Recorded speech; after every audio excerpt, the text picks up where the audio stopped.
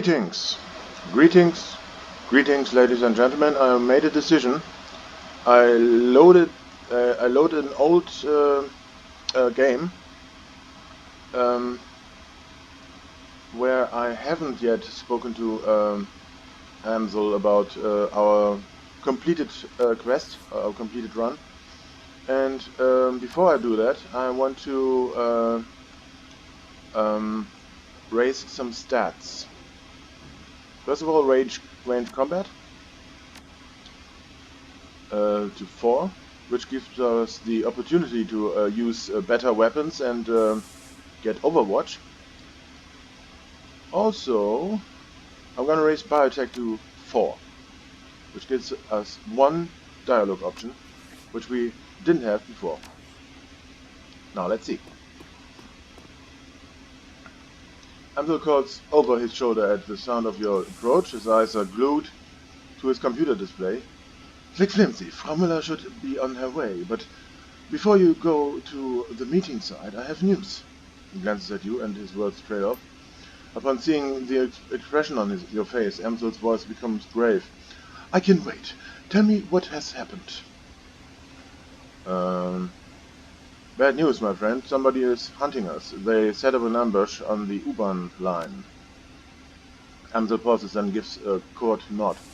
Truth be told, I've been expecting that something like this might happen. I'm just glad that you made it out alive. Hand over the encrypted PDA. Amsel takes the PDA from you and examines it. Yes, yes. I should be able to extract some information from this. Give me a moment. He plugs the PDA into his computer and goes to work. A few moments later, he lets out a grunt of dismay. Well, Slick Flimsy, I was able to recover a file, but unfortunately that's all that I'll ever be able to pull out of this thing. All that anyone will, truth be told. It must have been running some kind of counter-intrusion software. The instant that I gained access, it bricked itself. Amsel disconnects the useless PDA and drops it on the ground. It clatters to the rest of the metal floor. Damn it, we're in trouble enough already. We can't afford to lose what few leads we have. No, we can't. But as I said, I did manage to copy a file, so it's not a complete loss. It looks to be a COM file. The audio is all there, but we've only got video from one side of the conversation. He opens the file and a nightmarishly familiar face appears on the screen. Bachmeier. The voice bleeds out from Amsel's speakers, filling the room. Audrun here. What's your status? Bachmeier's image is garbled, but his voice sounds young and eager. Target acquired, sir. You were right. We spotted him on the U-Bahn, just like you said, probably on his way to a job. As per your instructions, we're gonna try to take him out on his way back. He'll be more vulnerable that way, hopefully injured and low on ammo too, but only time will tell. Good man, proceed as instructed. Will do. Cosman is rigging up an ambush spot now. We'll try to make it quick. The orc with a nightmare face nods. Send me a comm when the job is done. Audrun out. The image on the computer screen dies. Amsel turns to face you. Well, our scarred friend makes an appearance. Slick Flimsy. I suspect that Green Winter's predictions are coming true. I believe that Feuerschwinge is behind this. Under Amsel's patient exterior, you can feel the worry that's eating at him. Be on your guard, you and the rest of your team. You made it through this attack relatively unscathed, but next time you might not be so lucky. At least now we have a name to put to the face Audrun. Audrun.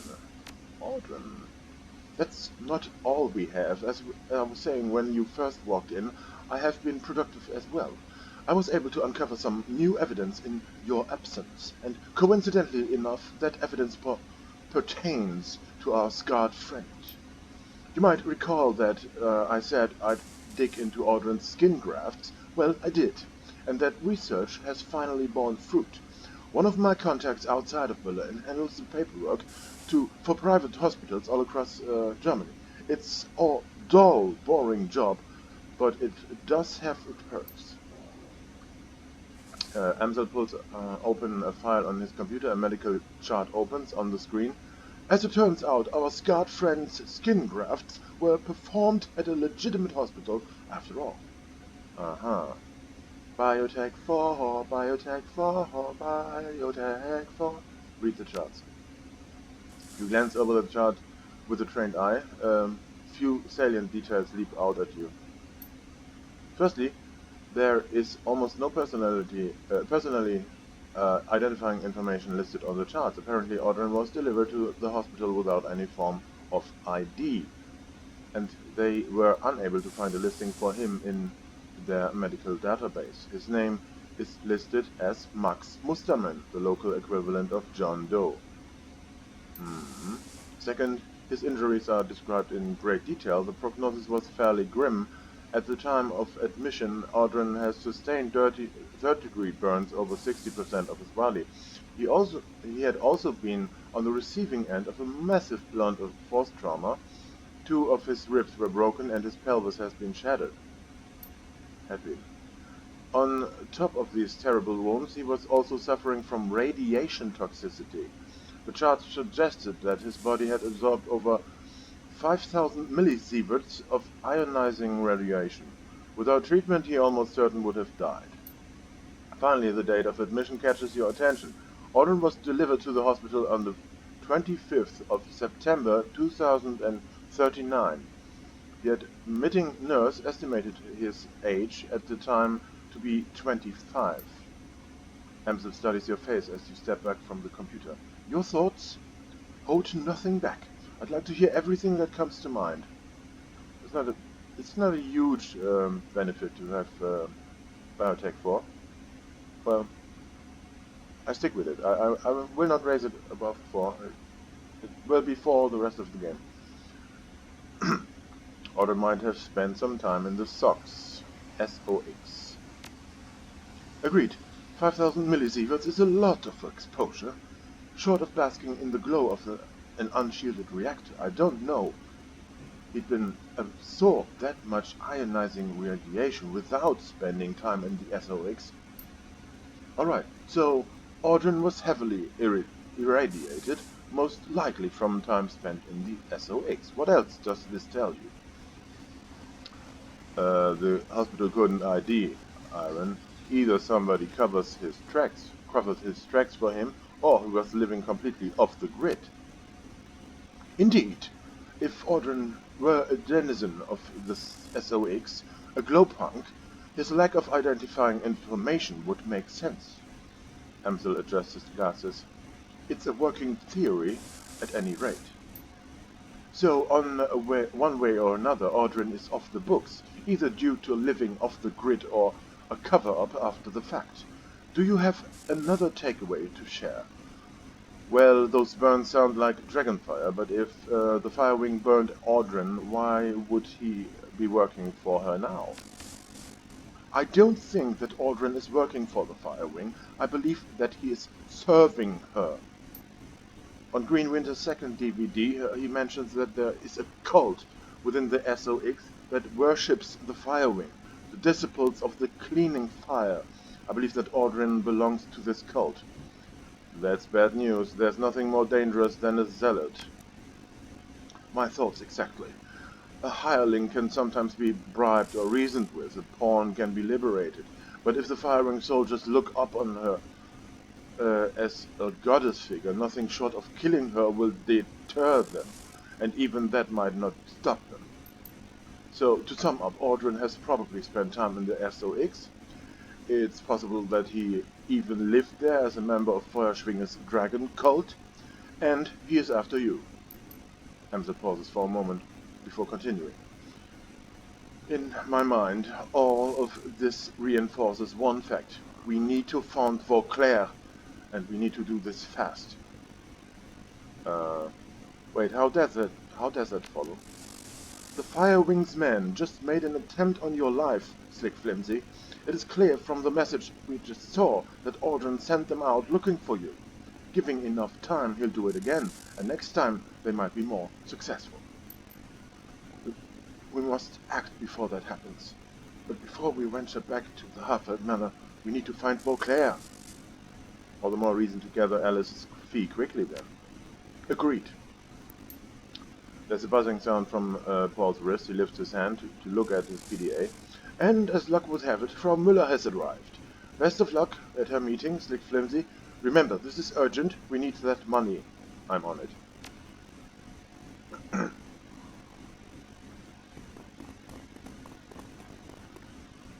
Is there something to talk about with Dietrich? Let's see. There's something else I need to do before I continue. I need to get back to normal mode. I don't want to play in easy mode, really. Not all the time.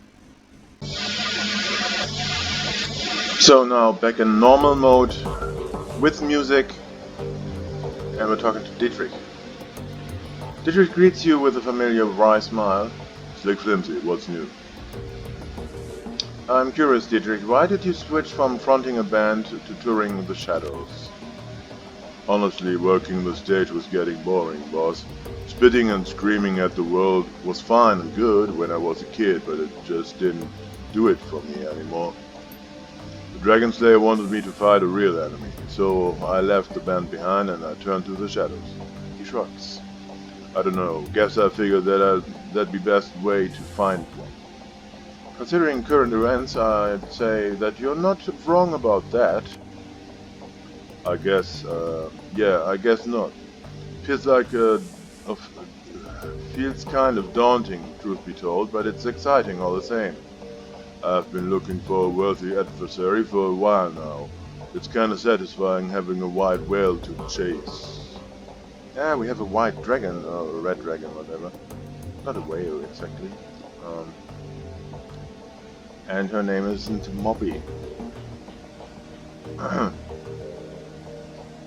And she doesn't have a dick.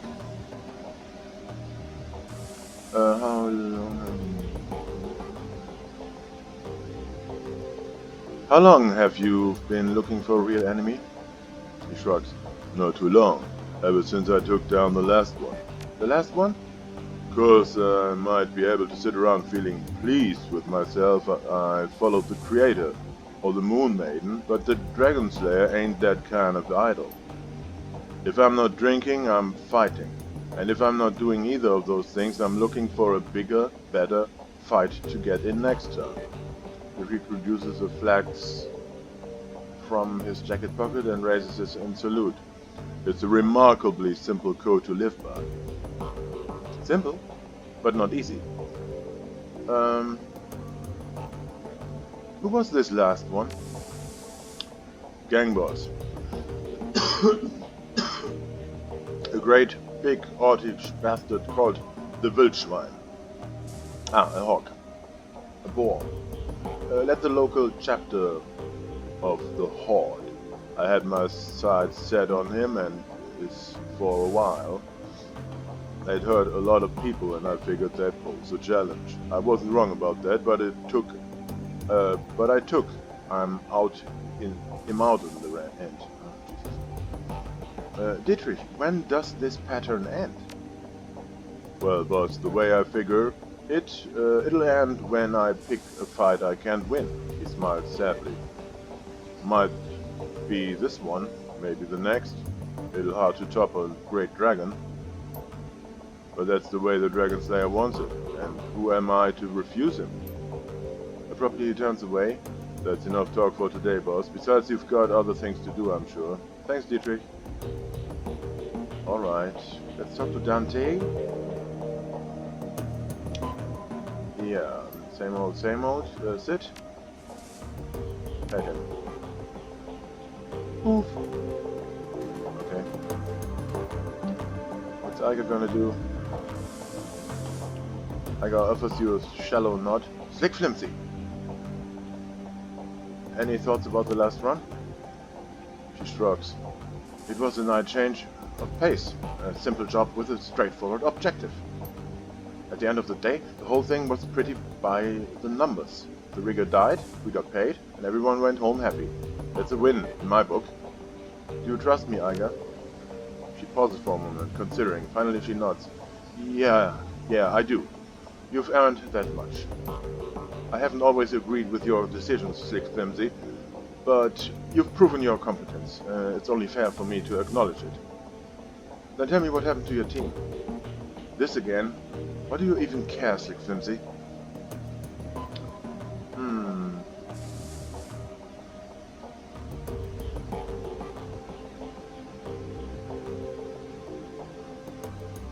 Does it matter? I'm your team leader and I'm asking you a question. I'd like you to answer it.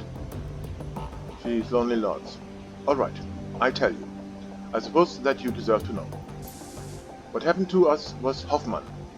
He was a rookie, the kid of some big money corporate ex. He looked good on paper and he made it through KSK training, so he was technically qualified to join the team. But he was way too green to fit in with ours. Still, he wanted to be a hero and his family had enough clout to get him on assignment of his choosing. I don't know how many strings Hoffman's daddy had to pull to get him assigned to our team, but he pulled them. Hoffman became our 9th squad man despite Metzger's objections. Anyway, flash forward a few weeks, we were closing in on one of the Russian mob's major trafficking operations. They'd been using a series of warehouses 50 miles from the borders as a staging area for their convoys. Women and girls from Eastern Europe were being housed there. When the convoys came, they'd be crammed into the cargo containers and hauled across the border into Germany. Go to any brothel along the border and have a look around. Chances are you'll find at least a few girls who spend some time in those warehouses. Slovakians, Hungarians, Poles, you name it. The mob has been smuggling them over for decades. But we were in a position to derail their operation and we weren't going to let our new addition slow us down. We hit them by surprise and we hit them hard. Fisher and Brown managed to take down the Banshee that they had patrolling the site. Wolf had reconnaissance drones overhead providing battle tech feeds to the rest of us and we picked off their gunmen one by one. They had numbers on us, but they didn't know where to hit us. We had eyes in the sky, and we had cover and concealment. Every time they thought they had a fix on us, we'd shift positions and hit them again. They might as well have been fighting ghosts. Then Hoffman broke cover and gave away our position, and after that all hell broke loose. Wolf went down first. The sound of it will haunt me for the rest of my days. An explosion, a choked scream, and then this long, drawn-out, gurgling sound. When he died, his drone went down with him, and there were too many hostiles to track without them. I'll spare you the glory details, Slick Flimsy. Suffice it to say that my team was wiped out. Ego's face clouds again. You can see the tears beginning to swell in her eyes. I watched Metzger die. With a visible effort, she clamps down on her emotions and calms herself. When she speaks again, her voice is flat. I took 3 rounds myself, had to drag myself back across the Oder-Neisse line into Germany. I almost died. So that's the story. My KSK career died with the rest of the team. Our mission was illegal, after all. Off the books. There was no going back for me, so I wound up here. She looks at you in the eye. Her tone is impassive. Did that tell you everything you wanted to know, fearless leader? Or are you satisfied now? Yes, thank you, Aya.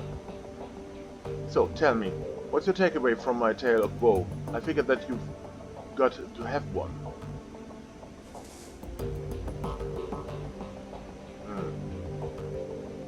When Monica died, you blamed me because I was new to the team, but I'm not Hoffman, Aya. Yeah, she nods. I know that. And you are right, to a point. I might have judged you too harshly because of Hoffman, but everything else that I said was justified. Giving you command of this team was a hasty decision made for the wrong reasons. I stayed by this assessment. But between then and now, I've been watching you like a hawk, and you've grown, Slick Flimsy. You weren't the right choice to lead before, I still believe that, but you are now. Thanks, Iger. Good talk. She nods. Until the next time. Okay. Now continue with the most interesting story, Glory's. Glory's pallid face lights up at your approach. A genuine smile spreads across her lips. Slick Flimsy, good to see you. You too, Glory. How are things with you? Pauses for a moment, considering. You know what? I'm happy, actually. For the first time in a long time. I have you to thank for that. Are you ready to tell me about the chrome you're sporting? Be patient, Slick Flimsy. The explanation for that is coming. A look of unease flits across her face. I'm not sure that you're going to like it, though. You needed time, and I gave you time. Are you ready to talk about Feuerstelle yet? Yeah. Glory looks troubled, more so than you've ever seen her before. Whatever memories she's dredging up must be exceedingly painful. I'm not gonna lie, I haven't been looking forward to this. But yeah, it's time. Slick Flimsy, look. I'm about to tell you some things about myself that might change your opinion of me. It's entirely possible that you're going to hate me based on what's coming up next. I've accepted that, and if that's what happens, I sincerely believe that I deserve it. She looks you in the eye, her expression grim. So tell me, are you sure that you want to keep pushing forward with this?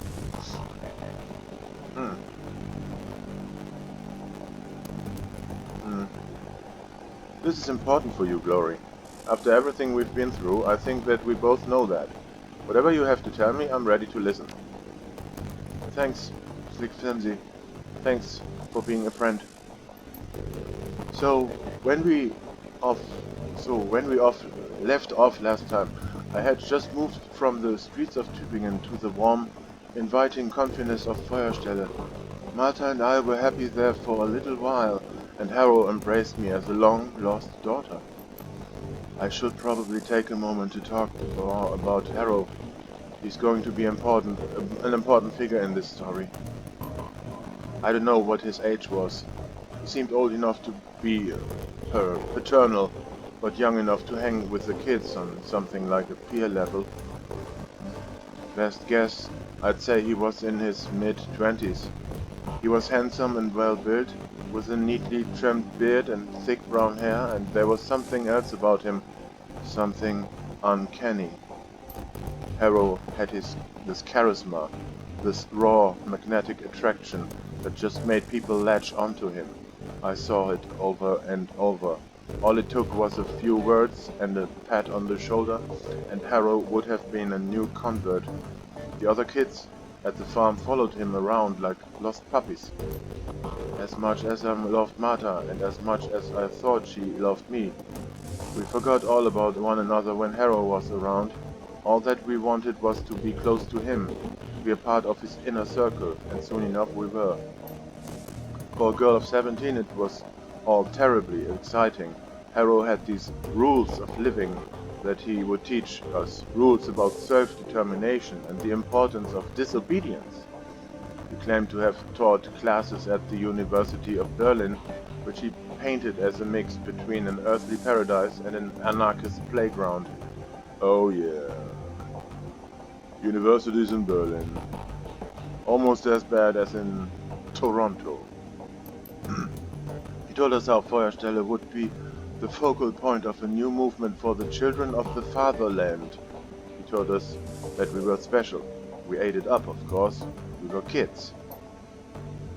For those of us in the inner sanctum, Harrow would share even more.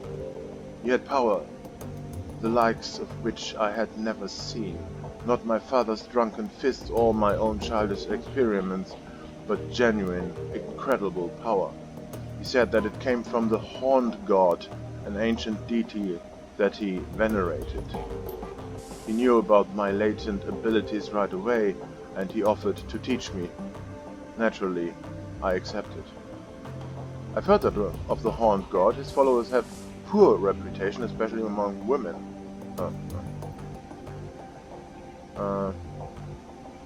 This hero is beginning to sound a lot like a cult leader. Yeah, that's my opinion.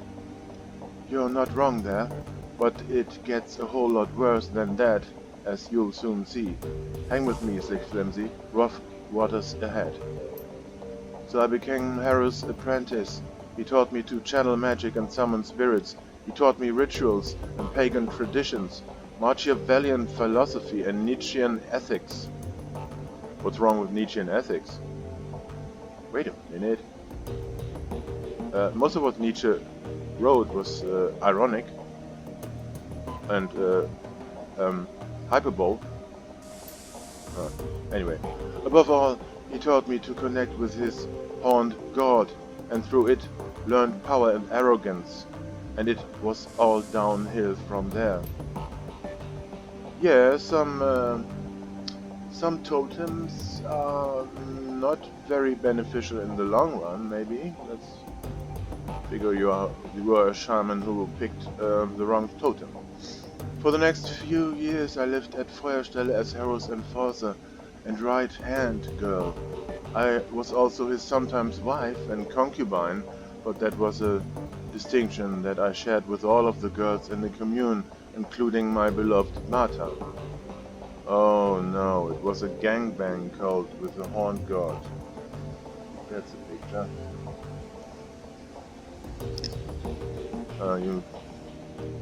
You were in a wide eyes shut circle, or something like that. I came to learn that she'd been his long before she met me, but by that point I didn't care. I'd embraced the rules of living. I was Harrow's creature through and through. I didn't ask questions, and I walked the path that was in front of me. Other fun facts about those years: I learned cruelty. I had power now, and my new idol encouraged me to use it. Harrow did the same. Any children who didn't pull their weight were subjected to my tender mercies, and I was anything but tender. I took what I wanted rather than asking for it. I liked it. It was fun. I also came to learn that Harrow's Horned God was not the Eichenfürst worshipped by throwback cult across Germany. It was certainly a god with horns, but it came from an altogether different tradition. Care to hazard a guess? Yeah, the devil. In the magically active community we refer to it as the adversary, but yeah, same being, more or less. So my idol, the ancient deity that was feeding me my power, was the antithesis of everything that is right and good. And you know what? I didn't care. Okay, this certainly is a wide eyes shut thing. Now I'm informed about it. Now I'm living dangerous. What's wrong? Or how does this work? I don't know. In our time together, Harrow and I committed more atrocities than I could count. We're gonna have to cast her out. I mean, we already have a dragon behind us, now also the devil. Honestly, at this point I was onto all of his tricks. I knew that Feuerstelle and Feuerschwinge behind us. Okay, that Feuerstelle was nothing more than a honey trap. Yeah, yeah, that's how cults work, huh?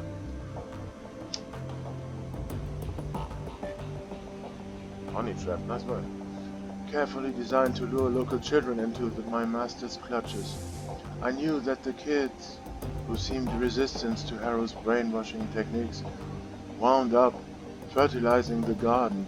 I knew that Harrow's entire manifesto was bullshit, and I knew that through it all, Harrow and the adversary were laughing because I was laughing right there beside them. Looks like the prophecy of your zealous father became true, huh? Jesus, that's That's tragic somehow. I don't want to pin the blame for my decisions on anyone but me. Okay, yeah, well, it's not your father then. That said, I would like to posit that my father's connection to the Kreuzritters might have helped play into my willingness to serve the adversary. Oh yes. Why does a pubescent cross the street? Well, because his father told him not to. In my warped, indoctrinated little brain, I equated the church with evil, so the opposite of that, I figured, had to be, well, if not good, then at least not totally bad. But I was kidding myself, of course. My new deity was the very definition of bad. Serving it made me bad. End of story. I cast you out, like your father did. Go, and before I take your chrome with me, so you're nothing more but a torso with a head on it. Ugh. Okay, no, I'm not doing it.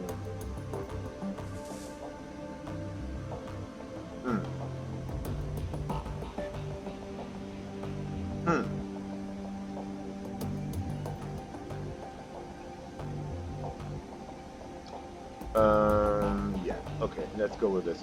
I disagree with you, Glory. I don't think that any of this was your fault. Harrow is the one who deserves the blame.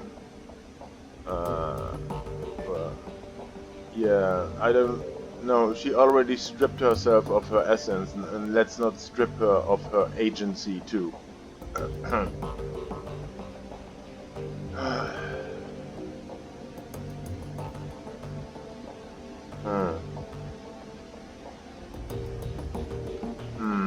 I can't excuse the choices that you made, but I can understand why you made them. That's big of you, Slick Flimsy. I genuinely mean that. Chloe takes a moment to steel herself, then continues on. Anyway, one day, Harrow invited me on a field trip to Stuttgart. Over the years that I was at Feuerstelle, the commune had easily doubled in size. I was thriving, all thanks to the effort of Martha and the girls like her. Harrow would send the girls out to neighborhood cities to lure in the street kids that nobody would miss. He targeted children because they were easy to indoctrinate and because nothing makes the adversary happier than a corruption of the innocent. Yeah. As we drove out to pick up the new recruits, I was already planning ahead. It was a foregone conclusion that I would pay my father a visit. The irony of a group of Kreuzritters getting immolated by a genius servant of the actual devil tickled me to no end. So, when Harrow stopped to fill up on diesel, I hopped out of the van and headed out on foot to my parents' place. Harrow wasn't overly concerned about my absence. I had long since reached the point where I could assert my autonomy, and he knew that I'd be back. I wandered at my folks' house sometimes around noon. I could hear the adversary whispering in my ear, telling me what to do. I'd long since learned to listen to its voice. It always rewarded me with extra power when I did its bidding. It told me to knock, so I did. As the door opened, I could feel the torrent of flames welling up in the astral plane all around me. They told me to channel them into the doorway, into my father, so I did. But of course the person who opened the door wasn't my father. It was my mother. As I watched her flesh blacken and melt, as I heard her scream and I broke into hysterics, I heard the adversary laugh, and at that moment I realized that it was laughing at me. Saw that coming? Glory notes the grim expression on her delicate face. In hindsight, yes, you're right. It was inevitable that this would happen. I was a fool and a puppet, and any power that I thought that I'd had was on loan from a being that crafted my own misery. It was like a lever had been pulled. All at once the bubble popped. I wasn't powerful servant of the adversary. I was not Harrow's #1 girl. I was a ridiculous little fool who'd willingly tied her soul to the worst thing in existence. Realizing all this was one thing, actually fixing it was something else entirely. I knew that I had to get away from Harrow. That was the first thing to do. So I bit my lip and did my best to ignore the happy babble of the new recruits on the trip back to Feuerstelle, and I managed to get through the ride without screaming.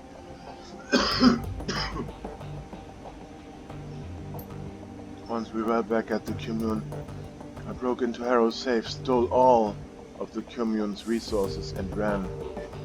I don't know when Harrow realized what I'd done, or whether he even cared. All that I know is that nobody came after me, so I kept running and running until I got to Berlin. Getting past the wall was fairly simple. You know how easy it is to obtain falsified papers. The biggest obstacle that I faced during my flight was the adversary itself. I could run from Harrow, but how do you run from something that's tied to your own soul? Let me guess. Snip, snip. Now the look in Glory's eyes is heartbreaking. She gives you another curt, grim nod. I walked into the office of the first street dog I could find, pointed at all the biggest, bulkiest pieces of cyberware that he had on display, and told him to put them into me. He tried to upsell me on better merchandise, arguing that what I was asking for was old and inefficient, better suited to be installed in a museum than in a body. He told me that I'd be shredding my essence, and that once it was gone, I'd never be able to get it back. I stuck to my guns. After all, shredding my essence was the whole point. Glory looks up at you. Her eyes are sunken and hollow, and the aura of loss about her is palpable. She looks like a woman who has been through hell. Yeah, she's been. That's all for now, Slick Flimsy. You've heard the tale. You know why I am the way I am. You know the things I've done and how much I have atoned for. If you still want my company, fine. If I've lost your friendship, I understand that too. But for now, I need to be alone. Okay. Well, horrifying story. Terrifying. What I'm gonna do is, I'm also gonna ask Algernon about this. He's a chatty person when it comes to divine and demonic stuff. Shadowrun BBS, claim payment for sold pay data. Yeah, the wireless safe house data. 414 Nguyen. Fine. Post paid data for sale. Post to Sharing Pharma AG's chemical research data. I got some money for that. And now I'm just quickly clicking through this.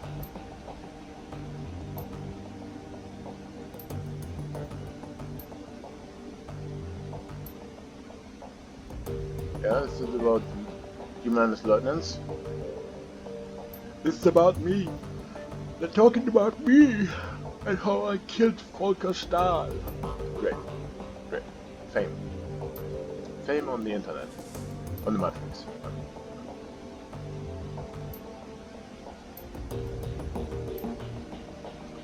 Save the F state. The fuck state. Neo-Revolutionary Alpha. Okay. That gives me a picture of what this is about. Red like 44. Not really. Could be a gothic person. And Jast. Jast? Never heard that name.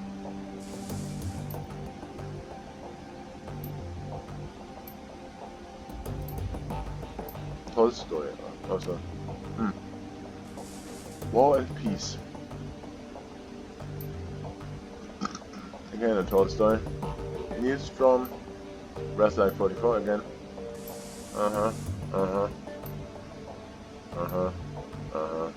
Yeah, great, interesting. Okay. Inbox for new messages. Oh, there's a lot. There is a lot. Recovery. Silke. To Slick Flimsy. Hey, Slick Flimsy! This is Silke from the hotel. I hope it's okay that I'm writing you. Samuel gave me your email address. That bastard. Anyway, I just wanted to thank you for everything that you did for me. Kicking my cram habit was the hardest thing that I've ever done, and I don't think I would have tried it if you hadn't talked me into it. To celebrate my newfound sobriety, I've decided to sign on as a volunteer at the charity.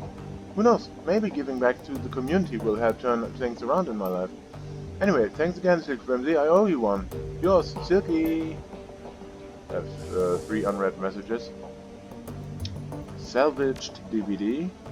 Screen flickers to life as my lead face appears from the shifting background and ambient noise. It's clear that this message was recorded on a portable device. Hoi, Slick Flimsy. Just wanted to tell you that I've met with limited success in working on that stack of DVDs. It's a thorny problem, but at least I'm making some headway. If you look on the table beside your DVD player, you will find another recovered disc. I wasn't able to salvage all of the files on it, but think that you might find what I did recover to be of interest. For my part, I'm going to continue working on other DVDs. To tell the truth, I wouldn't hold out on much hope, though they're all badly damaged and suffering from disc rot beside. I'll be in touch. My best to you and your team. Okay. Payback is sweet. The screen flickers to life and Maxim's face appears. He's wearing a broad grin and you can hear a sound of celebration in the background. Hey there, Muscle. Not sure if Tuck gave me the right address, but I figure it was worth a shot. I don't know if you heard, but our favorite Fooey Club got hit from all sides by the F-State today. It was glorious. Anyway, just thought you'd want to share in the good news, and thanks for your help back there. I don't think we've made it out of there without you. He raises a hand in salute. Take care, Flimsy. The message ends and the image fades. You find yourself back in your inbox. Another thanks, Alexander, to Slick Flimsy. Hey, Slick Flimsy. Uncle Dietrich told me that I could message you here, so I figured that I should. He probably told you that I'm living at Samuel's, huh? Well, that's where I am. It's different. I'll give it that much. I like that I don't get pressured to hurt people, so that's good.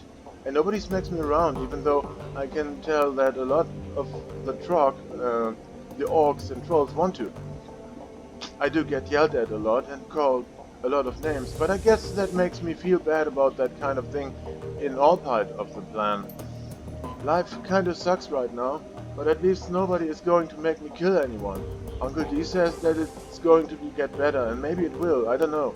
Anyway, what I mostly wanted to say was thanks for not killing me back at the Humanus compound. I had a gun on you, so you totally could have, but you didn't, and I'm really glad about that. Thanks, Alexander. You have 0 unread messages, and here's the job director.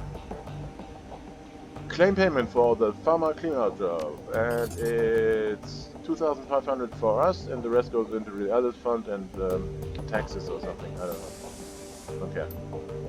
Yeah, here is the thing. All active and pending jobs. MKBI total extraction. No, not yet. We first have to talk to Frau Müller. Frau Müller, where are you?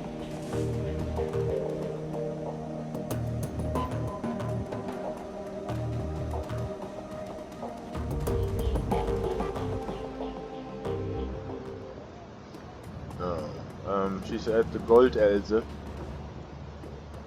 She really is at the Gold Else. She's standing there in the cold. It's a bit snowy, isn't it? Julius. So I'm gonna wait there. I'm gonna save.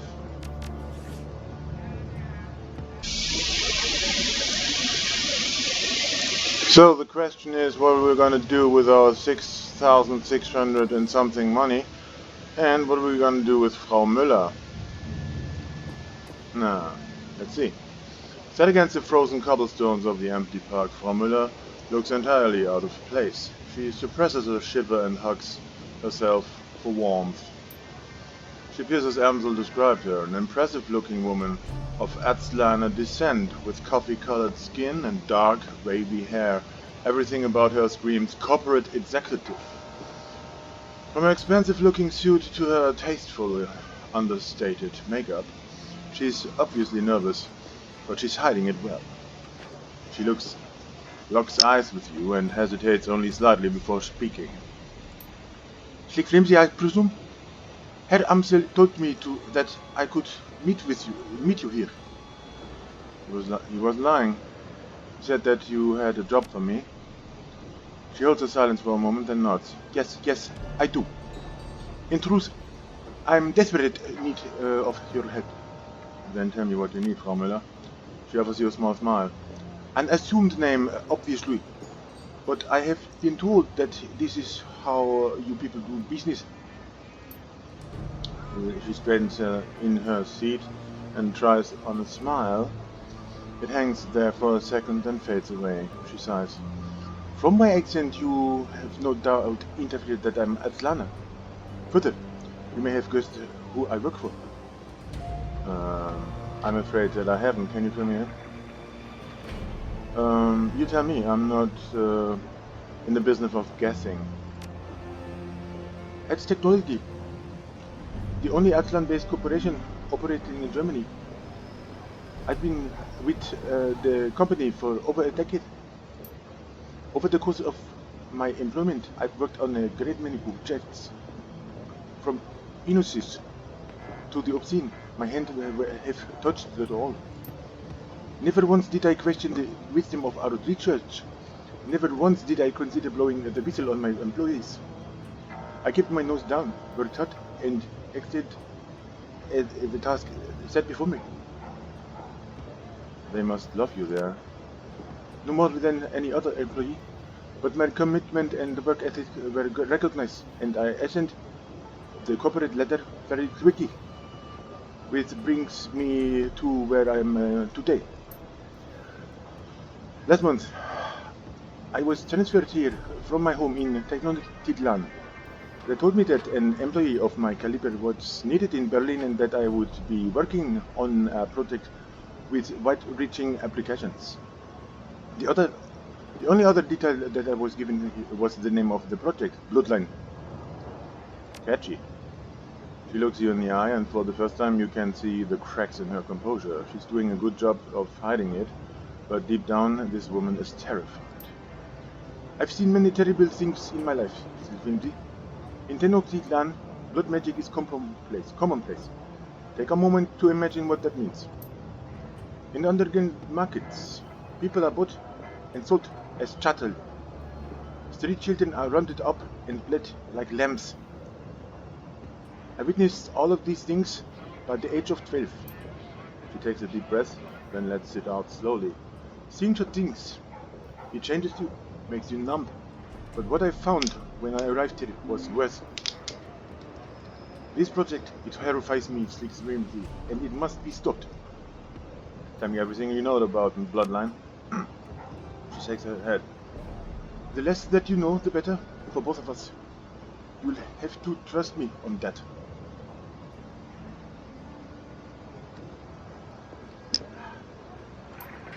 You need only to know that it is evil, and that it's not a word that I use lightly.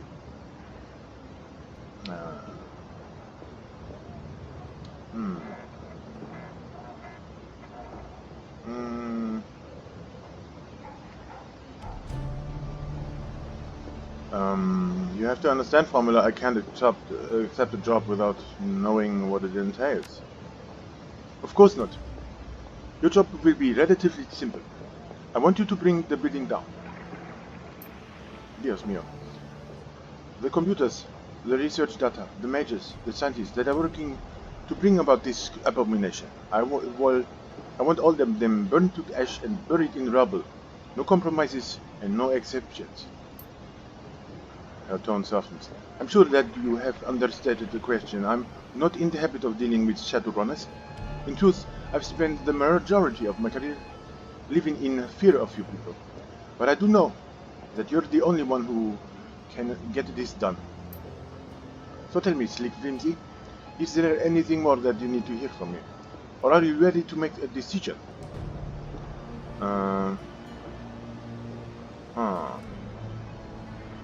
What about any innocent people in the building? None of us are innocent, Slick Flimsy, but if you need to salve your conscience, rest assured that at the hour of your approach, the only personnel authorized to be on site will be security and the senior members of the research team. And I assure you, neither are innocent in this matter. If the Bloodlines project reaches completion, nobody will be safe ever again. This sounds like hyperbole, I know, but it isn't. The Bloodline project will lead to countless deaths. I'm certain enough of this to hire you, despite the fact that doing so will probably cost me my own life. Dios mío.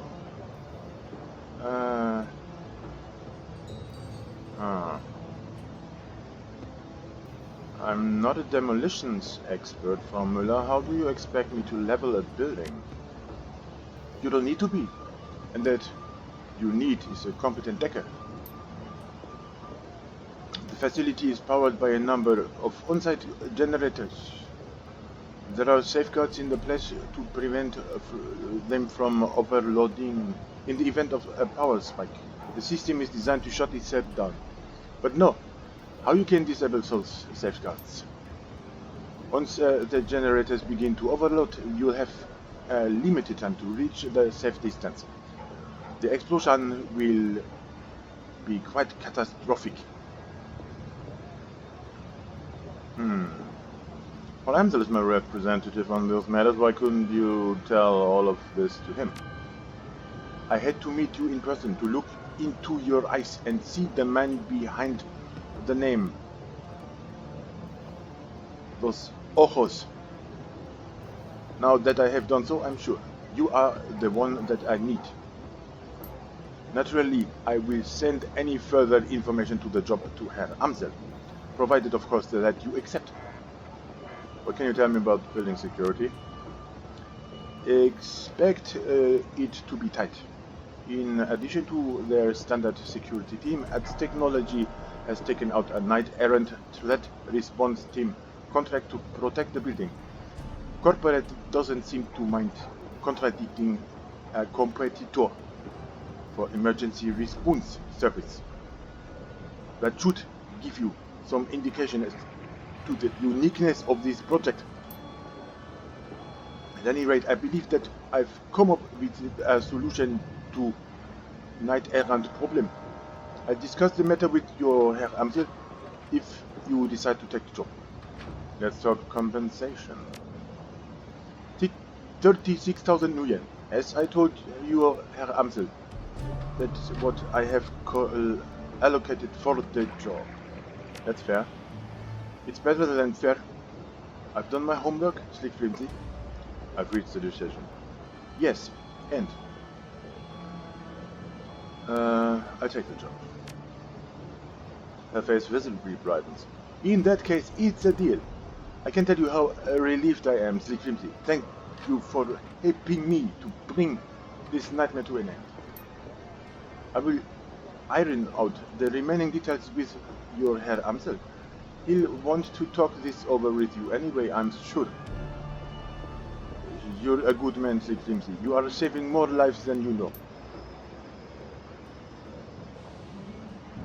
Okay, phone booth. Hello? Nothing. Nothing. Okay. Gonna destroy a building full of corporate work slaves. And because there's something evil. I want to figure out what kind of evil it is, but why not? I'm always open for interesting stories about evil.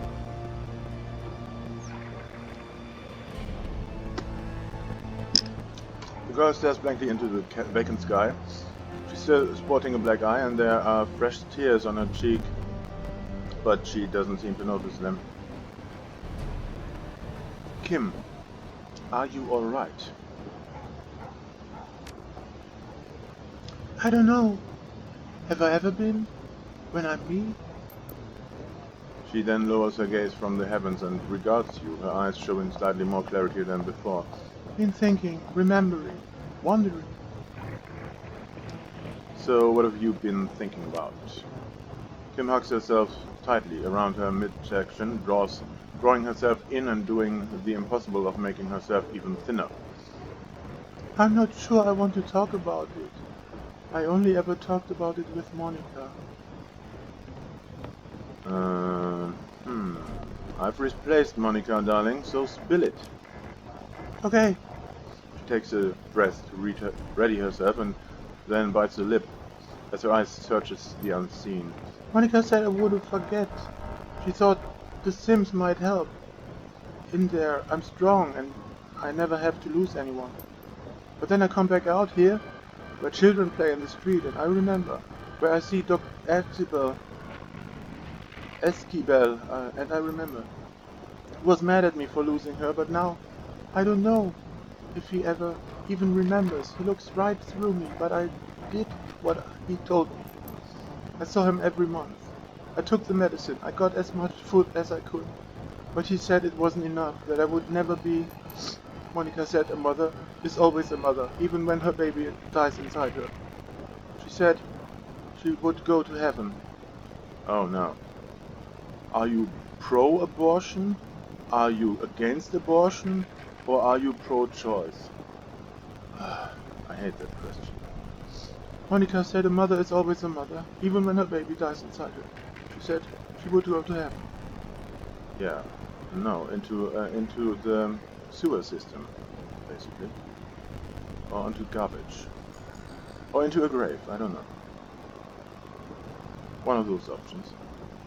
Heaven is not among those options, I'm afraid.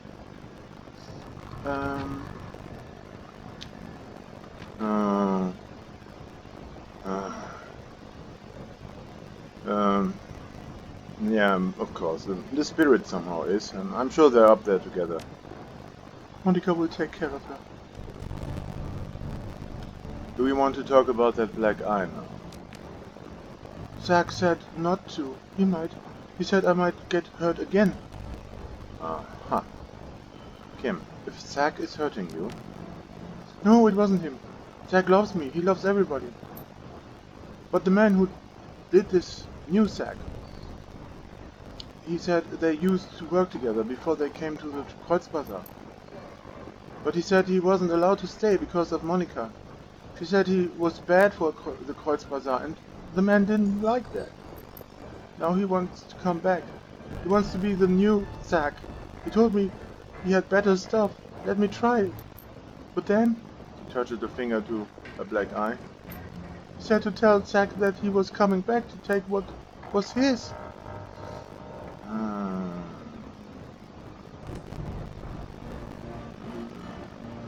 If Monica kept him out, it was for a good reason. If you say so. I'll leave you be. Let's have a talk with Zack. You might know something. Quick save before it. Okay. Welcome back, my friend. What can old Zack get you? What's up with the bandages on your hand? Zack snorts out a short burst of laughter. He waggles his bandages hand in front of you. Oh, these. Nothing much, summer. Nothing much. Tussled with a spirit bag in Amsterdam, you know. We elves are very spiritual people. Oh, come on, come off it. Elves are not, on the whole, any more or less magical than anyone else. I'm in a position to know. Zack lets out a short, barking laugh. Haha, come on. Stop denying yourself. Embrace the power inside of you. You've got the mojo just like me. Accept it. Flash lowers his voice to a Tutorial whisper. Between you and me, my mojo is stronger than any corpse weight. Just take those red scum bastards as technology. They cast spells all day and all night, right? Fire this, lightning that, just tossing them around like candy. Right? Well, me, I'm just doing my thing. Not casting spells, I'm storing up my energy, saving it. Can you imagine how much magic I have?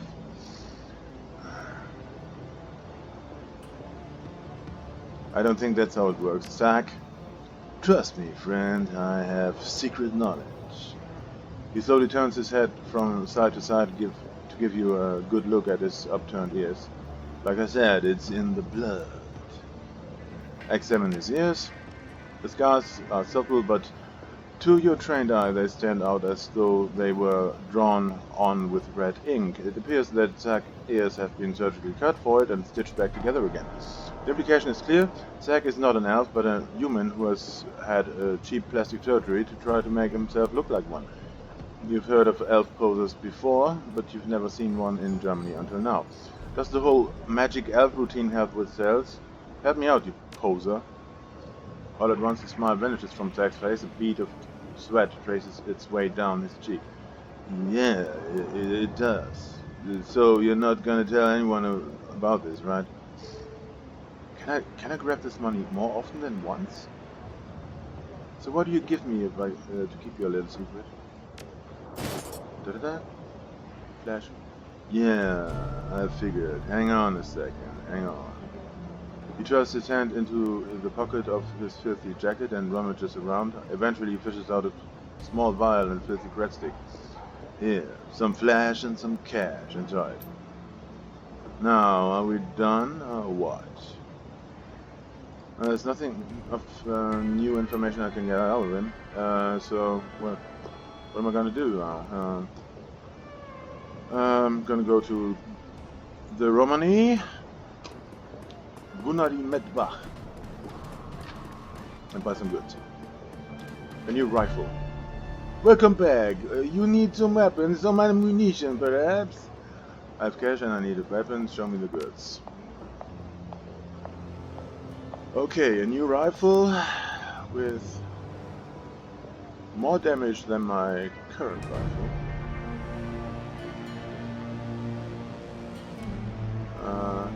Rifle. This demands range combat 6. Nothing for me right now. Combat 6. This is better. Oh. FNHRR HAR. Damage 12. Capacity 36. An assault rifle used by Corpsec units. Pierces up to 2 armor with a smart link to improve accuracy. I think I like this. But this also is nice. Heckler und Koch. G12A3Z. Smart link. It even does more damage, 1 point. And has capacity of 32. Smaller than most assault rifles, yet with a powerful punch. Further improved with the addition of smart link system. But it doesn't strip armor. So I take this one. No questions asked. And what else? Something else?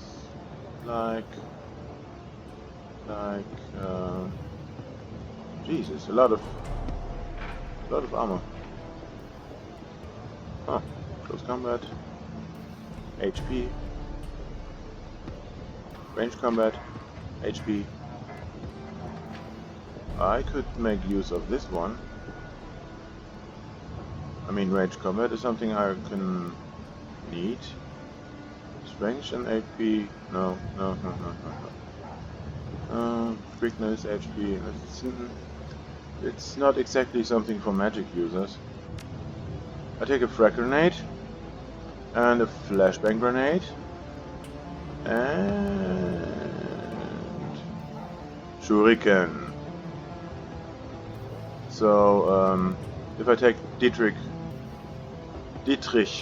on the right, he can use shuriken instead of his throwing knives. So I am at 2,850 nuyen. So it should be D.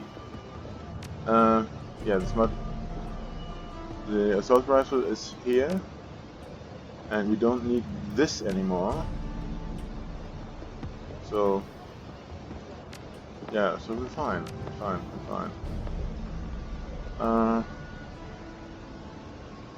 Huh.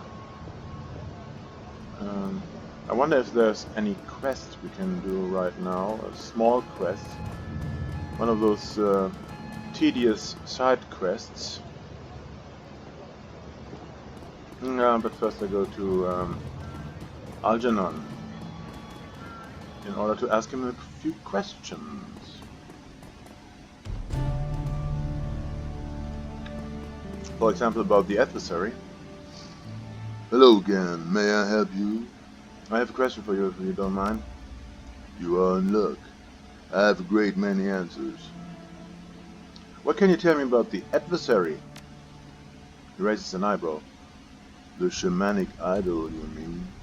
An unusual question. Why do you wish to know?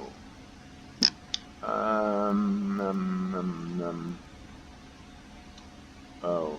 No, I'm not giving that away.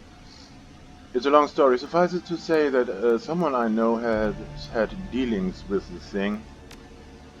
Interesting. He stands idle for a moment, considering.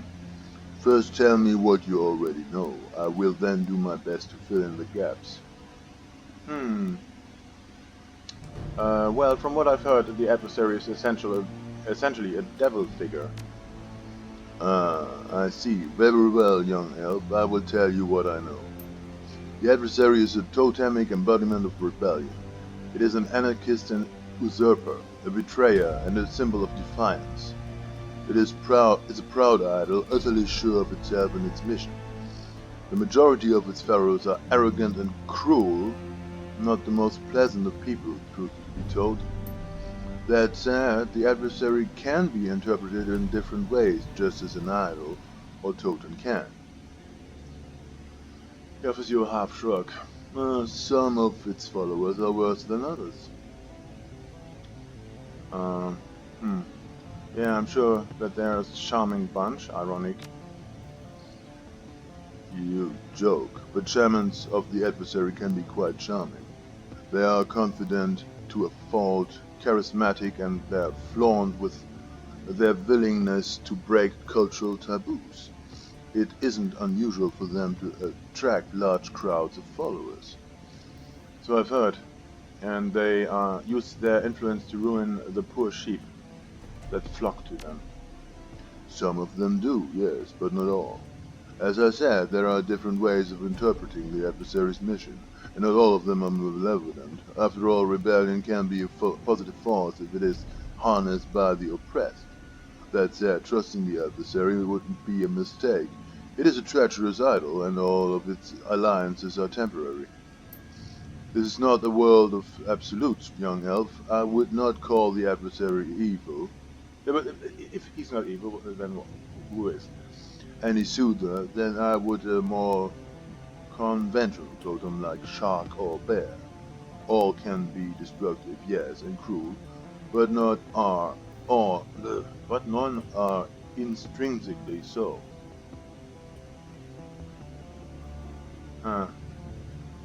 So the adversary isn't what I've been told. The Christian tradition that much of Germany adheres to would argue that the adversary is Lucifer, yes, but many other traditions would disagree. You would do well to remember that you live in an oddity amongst sixth world nations. Traditional religious iconography still permeates German culture. Is it any surprise that people here might lean towards viewing an idol like the adversary through a more traditional lens? No, I suppose not. Personally, I feel that calling the adversary a devil is an oversimplification of the truth. It is both more or less than Christian doctrine would have you believe. But this is a question for the philosophers, Like you are. and now, young elf, I have a question for you, not a question, a request. I would like you to tell me about your friend's dealings with the adversary, and I would like you to be thorough. Nah, I can't do that. This story was told to me in confidence. A fact that I can appreciate. But I want to know what the adversary has been up to, and after all of the help that I've offered you, I think that you owe me the information. You don't need to put a name to your friend. Give him or her an alias if you wish, but tell me the story so that I might better guide you on the road ahead. Okay, tell him Glow's story. Alright then, let's strap it. After hearing your story, the talisman leans back in silent contemplation. Well, considering your friend's upbringing, it's no surprise that she views the adversary as the devil figure. She's interpreting her experiences through the lens that she was given. So what I'm getting from you is that she's oversimplifying things? I would tell her that, indeed. I would attempt to dissuade her from her ideas at all. My interpretation may be different from hers, but that isn't to say that it's the right one. Don't worry, I won't try to change her mind. I doubt that you could if you tried. He has pauses, stroking his beard in quiet contemplation. The silence stretches for several seconds before he continues. I find this Harrow figure, the leader of your friend's old commune, to be deeply troubling. He's clearly a toxic shaman, working in the service of his own warped view of the adversary. Aha. So it's not the devil's fault.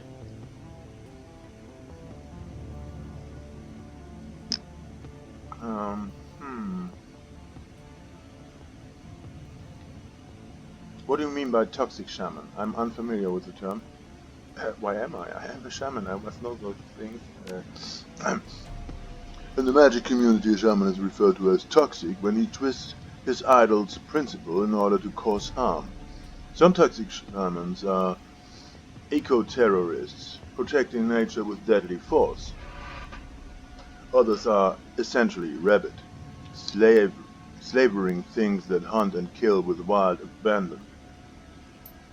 I don't believe that Harrow fits into either category. From what you've described, he generally venerates the adversary, or at least his own view of what the adversary should be, and he has been rewarded with power for that devotion.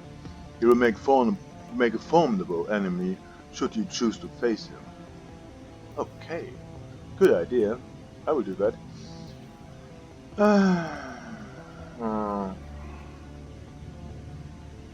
Yeah.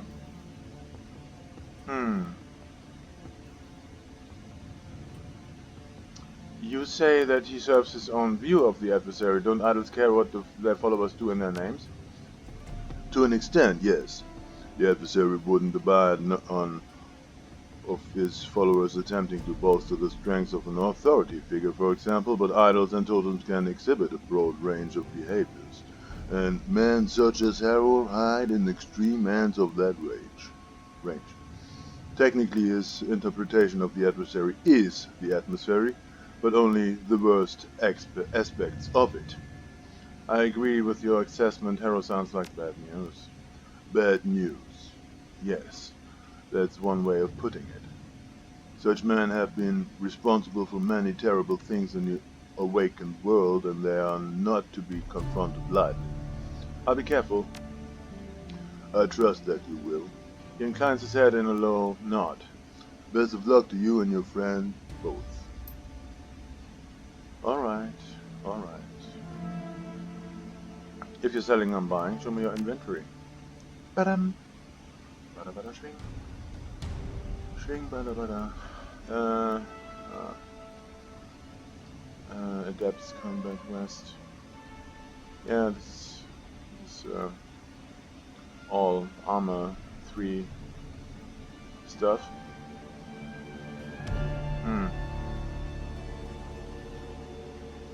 I think this traditional mage robe will do. Gives me 1 bonus armor point compared to my current magic robe. Now to the spells. And the conjuring.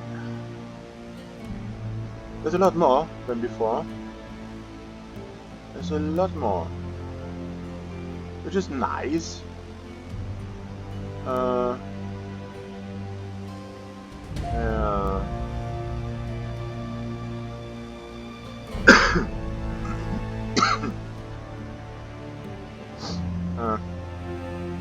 I'm not convinced, no.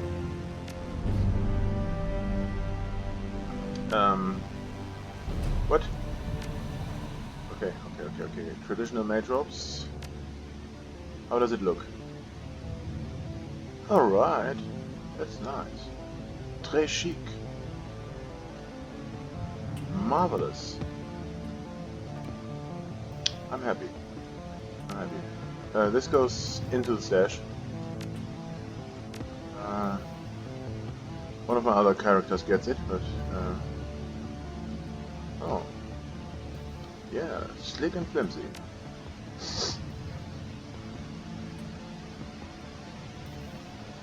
Alright, after this is done, I'm still desperate for a quest, for a little side quest. Well, I'm gonna keep looking in the next part. Until then, bye!